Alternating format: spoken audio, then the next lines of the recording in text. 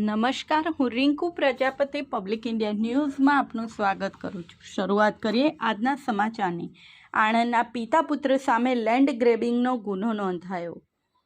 આણંદ પાસેના બેડવા ગામની સીમમાં આવેલી 1.22 એકર ઉપરાંતની જમીન ઉપર આણંદના પિતા પુત્રએ ગેરકાયદેસર કબજો જમાવી ધાકધમકી આપતા જિલ્લા કલેક્ટરના આદેશ મુજબ ખંભોળજ પોલીસે પિતા પુત્ર વિરુદ્ધ લેન્ડ ગ્રેબિંગનો ગુનો નોંધી વધુ તપાસ હાથ ધરી છે।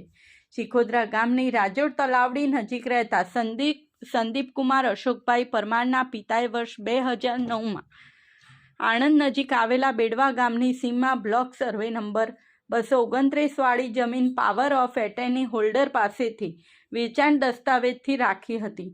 બાદમાં આ જમીન ફેબ્રુઆરી 2015થી આણંદ શહેરના તુલસી ગરનાળા નજીક આવેલી સહયોગ સોસાયટીમાં રહેતા અનિલભાઈ વોલ્ટરભાઈ ક્રિશ્ચન અને તેમના પુત્ર રેનોલ્ડને ભાગેથી ખેડવા માટે આપી હતી। જોકે બાદમાં પિતા પુત્રએ આ જમીન પર કબજો જમાવી દીધો હતો। સંદીપ કુમારે જમીન ખાલી કરવાનું કહેતા તેમણે આ જમીન હું ખેડું છું ને મારી છે તેમ કહી કબજો આપવાનો ઇનકાર કરી દીધો હતો।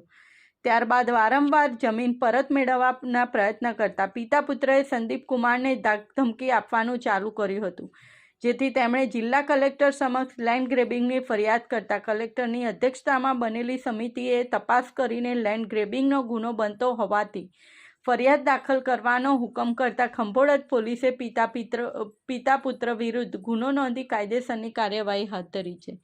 આ સાથે આજના સમાચારને અહીં સમાપ્ત કરીએ છીએ।